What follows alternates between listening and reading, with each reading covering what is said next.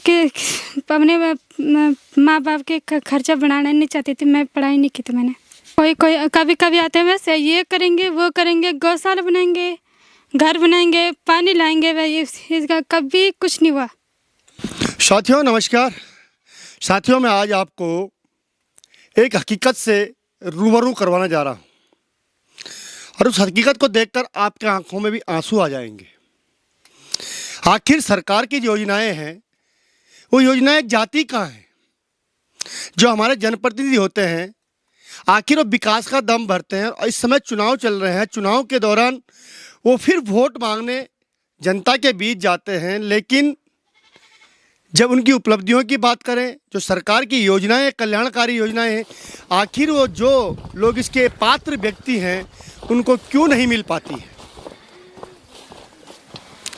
साथियों ये हकीकत आप भी देखिए। मैं इस समय कोट ब्लॉक के दूरस्थ क्षेत्र में हूँ। मंझकोट एक गांव है और मंझकोट गांव में मैं जिस शख्स के साथ बैठा हूँ इनकी हालत देखकर आप लगा सकते हैं कि किस परिवार के व्यक्ति होंगे और क्या इनकी स्थिति होगी।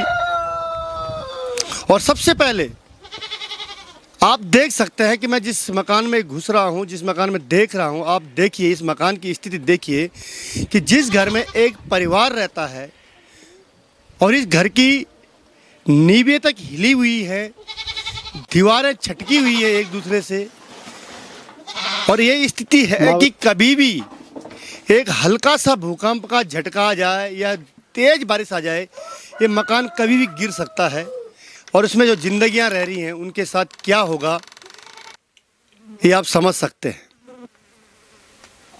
आप खुद देखिए कि इस मकान की स्थिति क्या है, कैसा ये परिवार यहाँ पर जीवन यापन कर रहा है।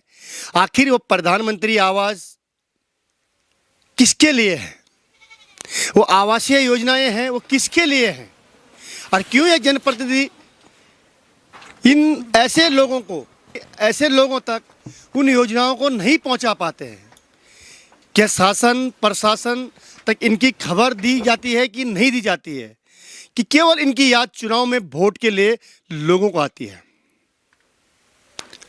साथियों मेरे साथ है मकान लाल जी। मकान लाल जी, आपके मकान की जो स्थिति है कैसे रहते हैं आप यहाँ पे? हम तो बहुत डरते हैं साहब यहाँ पे रहने से। हाँ। बहुत डर लगता है जब बारिश आती है, भूकंप ऐसे डरता है ना कि क्या करेंगे, हम कहाँ जाएंगे। हम हाँ। मकान की स्थिति देख करके हम कमज़ोर हिसाब से न कहीं काम मिलता है हमको, बहुत परेशानी रहती है। हम क्या काम करते हैं आप मिस्त्री काम करते हैं। आपके परिवार में कितने लोग हैं? मेरे परिवार में हम 5 आदमी हैं, एक लड़का है 2 लड़कियाँ हैं, 2 आदमी हैं। अच्छा। हाँ तो 5 लोग इस मकान में रहते हैं, 1-2 कमरों में। हाँ जी हाँ। अगर बात करें तो जो प्रधानमंत्री आवास हैं या ग्रामीण क्षेत्र में आपके प्रधान होंगे, क्षेत्र पंचायत हो, जिला कोई भी रहा हो, आपने कभी प्रधानमंत्री आवास के लिए आवेदन किया इसके लिए? किए हैं, लेकिन हम तो जानते नहीं चीज़ के बारे में, लेकिन आते हैं और चले जाते हैं। हाँ कुछ नहीं करते हैं, बस ऐसे आके चले जाते हैं। जो यहाँ के प्रधान होंगे उससे प्रधान से बात की कभी? प्रधान कभी आया आपके पास? सब आते हैं, देखते हैं हम ये करेंगे सो करेंगे, लेकिन कुछ नहीं करते हैं।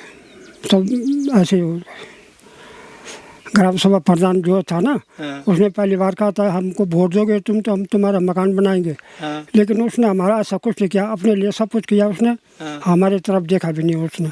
अच्छा। हमने एक बार मकान को तोड़ रहे थे, बना रहे थे ना। हाँ। उसने मना कर दिया, अभी नहीं, बल जब सरकार के पैसे आएगा बल तब बल। हाँ। नहीं तो बल पैसे नहीं आएगा, सरकार नहीं देगी, बल तुम मकान तोड़ के क्या करोगे बल। हाँ। इसलिए अपने बंद कर दिया। हमने कहा कैसे करें। और तब से बना नहीं पाए। तो बारिश में तो पानी आता होगा अंदर?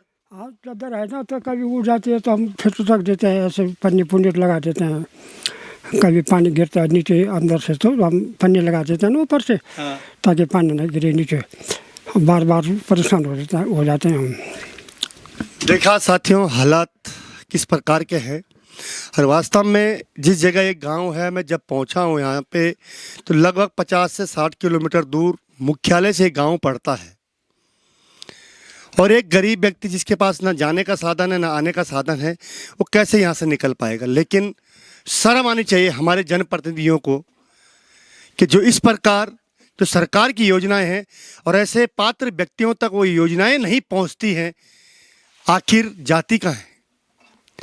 क्यों ये जनप्रतिनिधि विकास का दम भरते हैं? हालात आपने देखे होंगे, कहानी भी मकान लाल जी ने अपनी बयां कर दी है। जो इनके बच्चे हैं वो उनके साथ रहते हैं, तो बच्चे किस दर्द में, किस पीड़ा में यहाँ रहते होंगे। आइए बात करते हैं इनके जो बच्चे हैं उनसे भी बात करते हैं। मेरे साथ बेटी है, इसका नाम है रजनी। रजनी से बात करते हैं कि उसके हालातों की, उसके घर के हालातों की, क्योंकि पढ़ी लिखी लड़की है। इससे बात करते हैं। रजनी, आपके घर के हालात किस प्रकार के? हमारे घर की हालत बहुत बुरी है।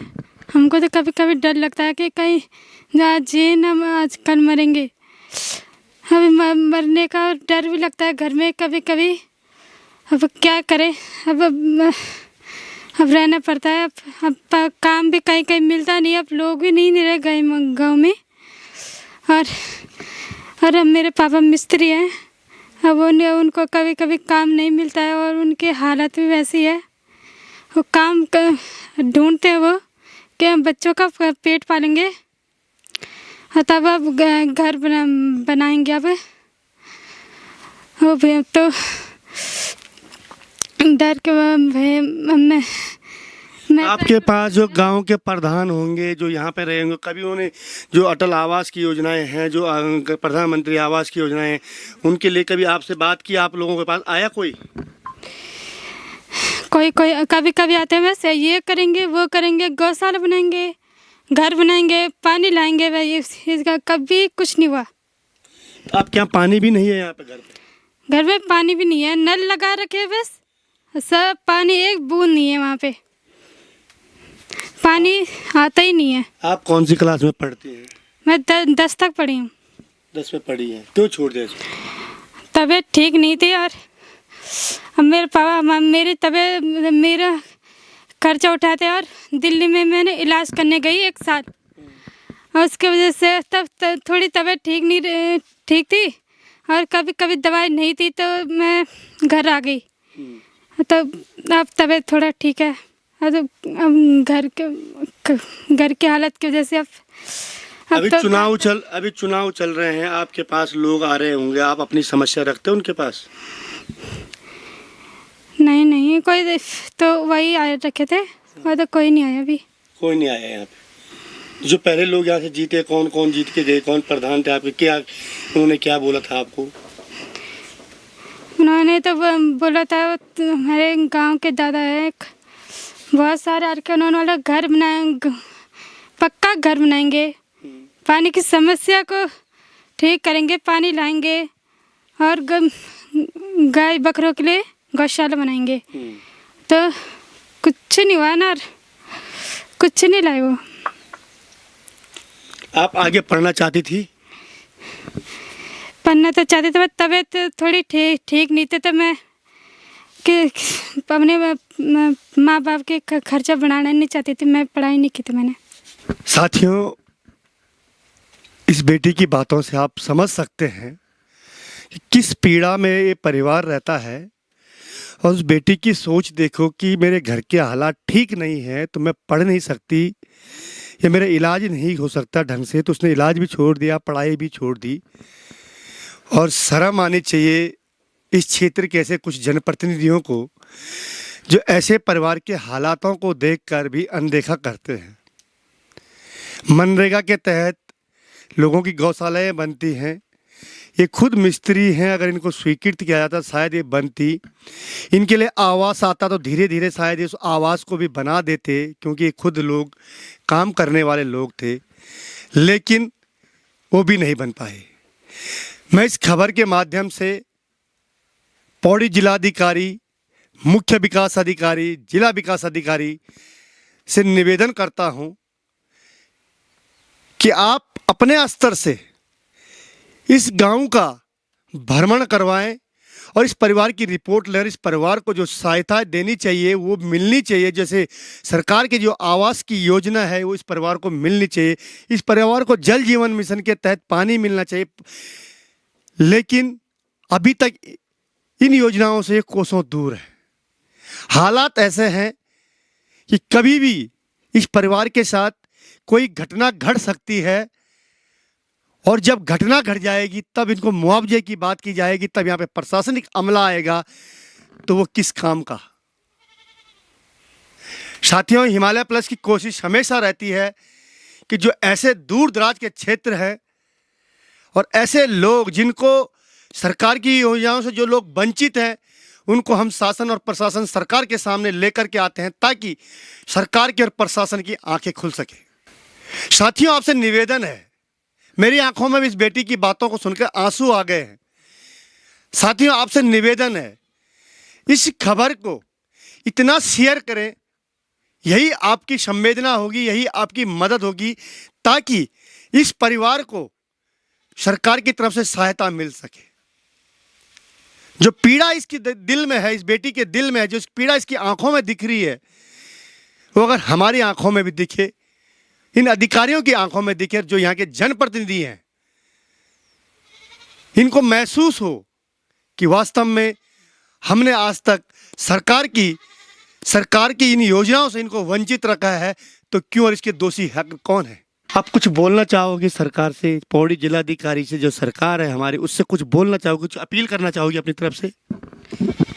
मैं कहने सबसे मैं हाथ जोड़ के कर सकती हूँ कि हमारे सहायता करें, और जो ये भैया कह रहे हैं उस रिपोर्ट को ना दुनिया में फैलाए कि हमारा पक्का घर बने। और मैं ये भी कहना चाहती हूँ कि जब मेरे पापा हैं, वो घर तो वैसा है, मेरे पापा बस हमको बोलते हैं कि बेटा यहाँ पे रहना और गिरना नहीं, वहाँ पे तुम जाना नहीं। हमको पक्का घर उधर बनाते रहते हैं भैया मेरे पापा। जैसे कोई गिरने का, मेरे पापा वहाँ पे पहले ही पत्थर लगाते थे और वहाँ पे ठीक करने लगते हैं। और कोई मदद करने के लिए कोई आ जाता है, कोई हमारा पक्का घर, मेरे पापा बहुत दुखी है, और उनके बस जोड़ों में दर्द रहता है, और तभी वो मेहनत कर रहे हैं और वो काम कर रहे हैं बस।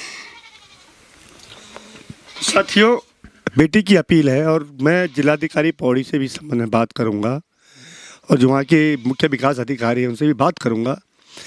देखो, तो कम से कम इस परिवार की ऐसी मदद करें, और देखिएगा कि आपको पुण्य मिलेगा। कम से कम इस परिवार के लिए अपनी संवेदनाओं को जिंदा करें, और इस परिवार को मदद के लिए आप आगे आएं। नमस्कार, धन्यवाद।